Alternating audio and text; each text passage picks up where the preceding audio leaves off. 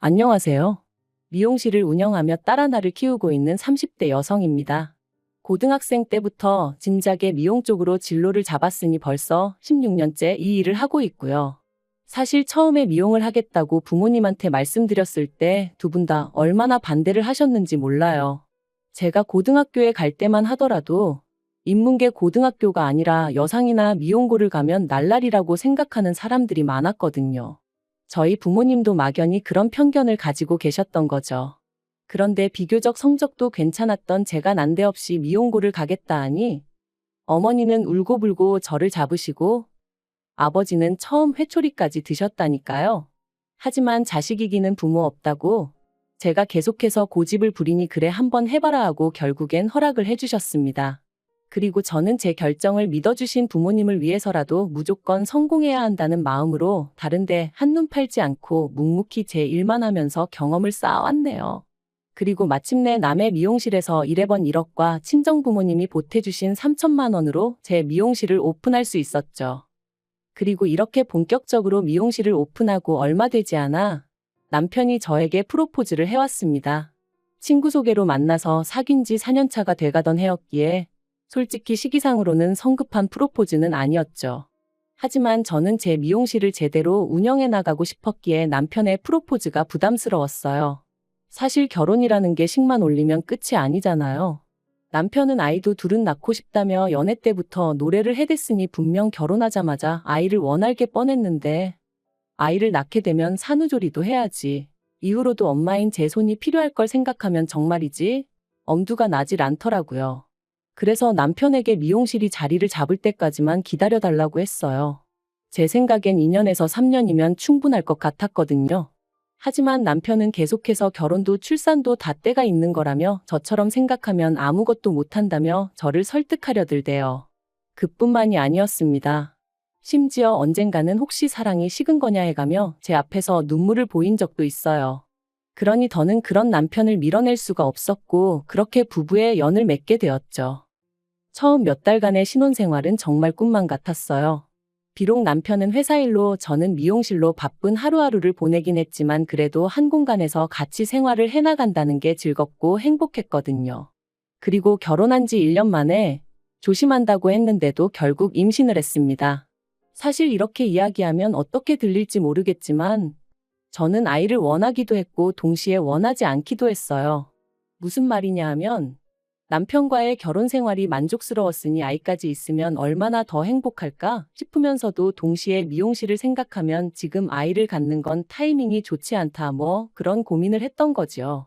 하지만 임신이라는 게 제가 원하는 대로 되는 건 아니잖아요.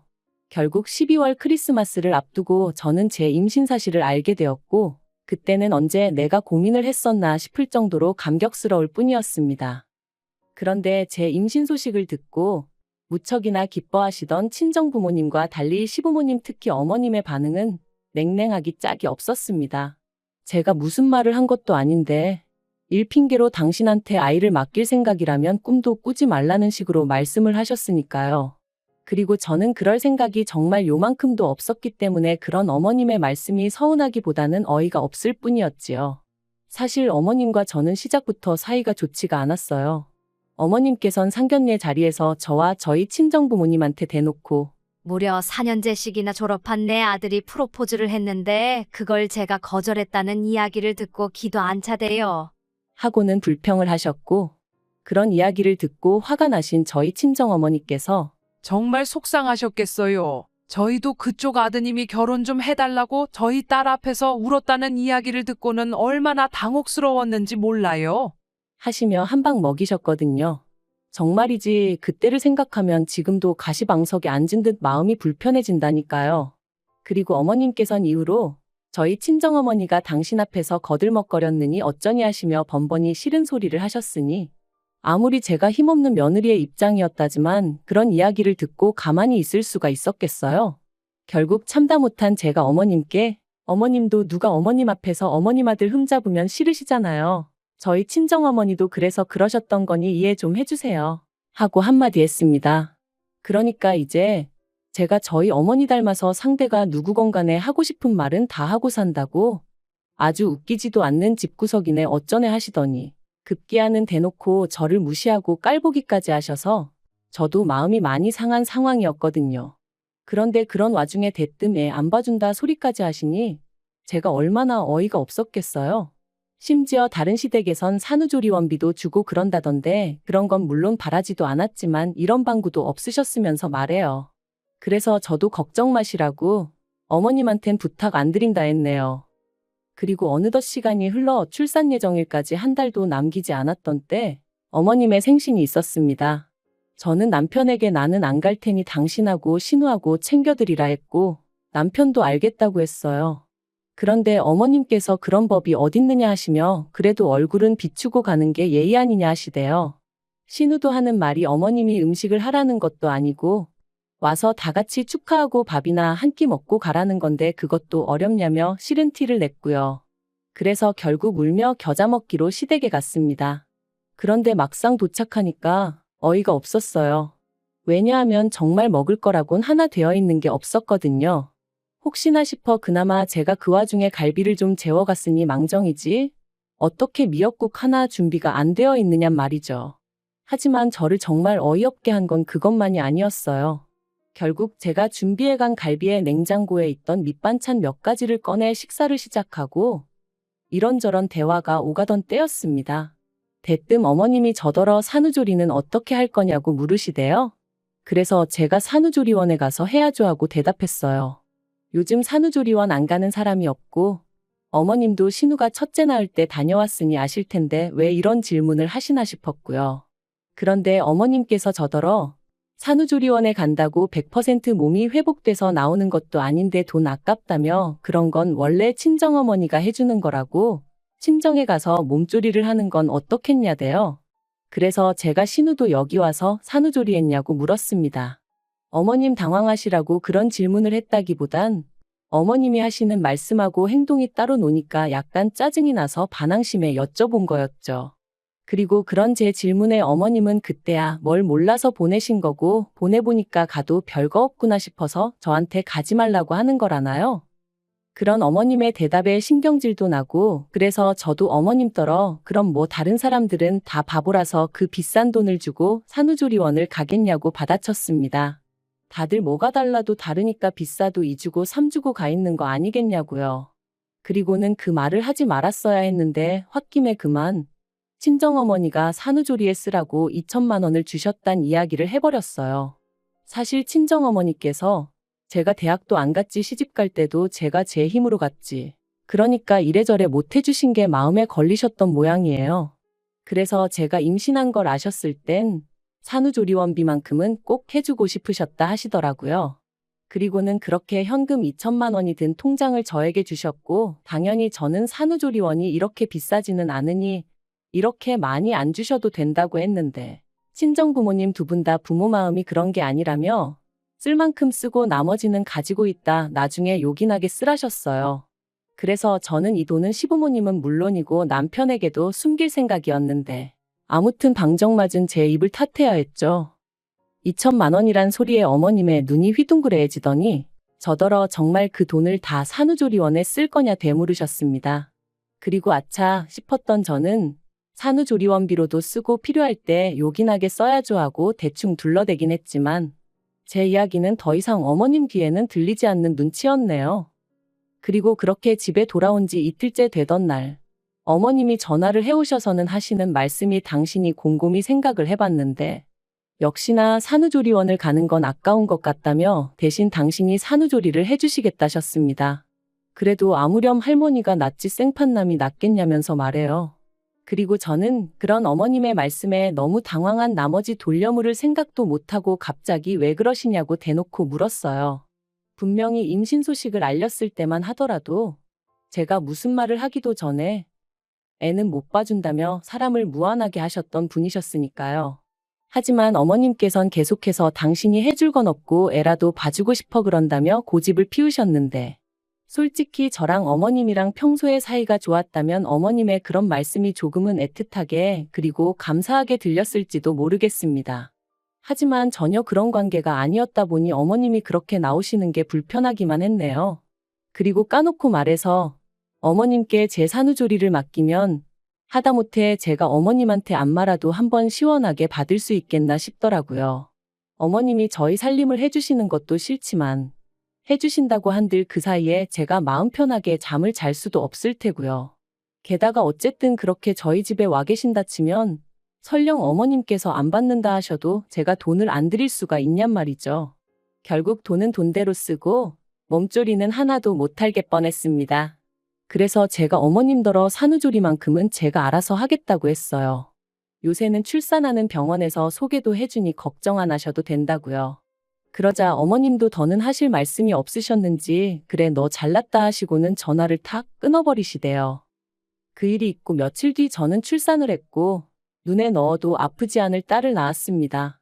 병원에 오신 어머님께서 기어이 산후조리원에 갈 거냐 하시는데 옆에 계시던 친정어머니께서 당연한 거 아니냐며 저 대신 대답을 해주셨어요. 그리고는 산후조리원에서 나오는 대로 친정으로 데려가서 2주 정도 더 데리고 있을 거라고 하시더라고요. 그러자 어머님께서 그러면 당신 아들이 한 달 가까이 혼자 있어야 되는데 그게 말이 되냐며 짜증을 내시대요. 물론 저희 친정어머니께서 다 큰 어른이 한 달 혼자 있는 게 뭐가 대수냐며 우리 딸애랑 결혼하기 전에도 혼자 살았다는데 별 걱정을 다 하신다고 어머님 입을 막아버리셨지만요. 그런데 어휴, 그 타이밍에 그렇게 일이 겹칠 줄 누가 알았겠어요? 산후조리원에서 퇴소하고 친정에 도착한 지 이틀째 되던 날이었습니다. 높아진 친정어머니 목소리에 잠에서 깼는데 누구랑 통화를 하고 계신 건지 어머니 표정이 좋지가 않았죠. 그리고 이내 어머니가 전화를 끊으신 걸 보고는 누군데 그러냐니까 저희 어머님이라면서 하시는 말씀이 어머님이 넘어지셨답니다. 어디 계단에서 발을 헛디디셨는지 아무튼 넘어지셔가지고 어깨를 다치셨다는 거예요. 그러면서 어머님이 아무래도 제가 와야 할 것 같다고 그러셨다나요? 당신 수발 들 사람이 마땅치 않다면서 말이죠. 그리고 친정어머니는 그런 어머님에게 지금 내 딸이 여기 놀러와 있냐고 생각이 왜 이렇게 짧으시냐고 화를 내셨던 거고요. 아무리 어머님이시라지만 어찌나 어이가 없던지. 하지만 한편으론 정말 안 가도 되나 싶대요. 그래서 친정어머니께 괜찮을까 하니까 저더러 네 몸은 네가 챙겨야 되는 거라며 여자가 산후조리를 잘못하면 평생 힘들다고 그쪽은 신경 쓸 것도 없다셨어요. 그리고 그 집에 자식이 없냐고 네 서방 있고 네 신우도 있는데 뭐가 문제냐 그러시는데 듣고 보니 정말 다 맞는 말인 거죠. 심지어 신우는 일을 하는 것도 아닌데 왜 피 한 방울 안 섞인 며느리를 찾으시는 건지. 아무튼 그래서 에라 모르겠다 생각하고 안 갔어요. 그리고 이후로 이 일로 인해 두고두고 어머님한테 술상 위 안주거리 마냥 씹히고 또 씹혔네요. 친척분들한테도 어찌나 제 욕을 해대셨는지 정말 결혼식 때나 한번 뵈었던 먼 친척분이 저더러 네 시애미한테 잘하라고 그러면 못 쓴다고 문자를 다 보내셨더라니까요. 그리고 이후로 시간은 흘러 어느덧 저희 애는 2살이 되었고 신우도 둘째의 출산을 코앞에 두고 있었어요. 솔직히 저랑은 크게 관계 있는 일이라고는 느껴지지 않았다 보니 저는 별 생각은 없었고요. 그런데 하루는 어머님께서 연락도 없이 저희 애가 보고 싶어 왔다는 핑계로 저희 집에 오셔서는 신우 출산 선물로 뭘 해줄 거냐입니다. 벙찌더라고요. 왜냐하면 저 출산했을 때 시부모님한테도 신우한테도 정말 1,000원짜리 하나 뭐 받은 게 없었거든요. 당시 어머님 어깨 다치시고 어쩌고 하면서 저 애 낳고 그런 건 다 유야무야 되는 통에 말이죠. 하지만 솔직히 생각하기에 선물이든 뭐든 해주려는 마음 있고 생각 있었으면 언제라도 얼마든지 해줄 수 있었을 텐데. 아무튼 시댁 쪽에선 남편을 제외하곤 누구 하나 뭐 필요한 거 없냐 물어본 사람이 없었습니다. 그런데 이제 와서 신우 출산 선물이라니. 그것도 대놓고 물어보시니 제가 어처구니가 없을 수밖에 없었죠. 그래서 그럴 여유도 없고 저도 받은 게 없다고 솔직히 말씀드렸습니다. 그랬더니 어머님이 뒷부분은 못 들은 척 하시고는 너 그때 네 친정엄마가 준 돈 벌써 다 썼냐는 거예요. 불여 2년이나 지난 상황에 그 돈을 어머님이 들먹이시니 황당하기도 하고 어이가 없었습니다. 그래서 그게 왜 궁금하시냐? 신우 출산하고는 상관없는 돈이라고 딱 잘라 선을 그었어요. 참고로 이 무렵에는 저도 어느 정도는 뻔뻔해졌다고 해야 할지 어머님이 터무니없는 말씀을 하실 때는 딱 거절할 수 있는 정도는 되었었네요. 아무튼 제가 그렇게 나가니 어머님이 저더러 너 참 인정머리 없다 하시고는 네 신우도 산후조리원에 가야 할 거 아니냐 그러셨습니다. 그런데 심해부가 실직하고 벌이도 없고 그쪽 시댁도 형편이 어렵다 하니 어쩌겠냐고. 우리가 좀 도와줘야지 하시는데. 그래서 어머님께 저 임신했을 때는 산후조리원 돈 아깝다며 산후조리원 가기 직전까지 사람을 못 가게 막으시더니 왜 지금은 또 이렇게 산후조리원에 목을 매시냐 했어요. 그리고는 아무튼 저는 신우 산후조리원비 대줄 능력도 없고 그럴 생각도 없으니 그런 말씀 하지 마시라 했죠.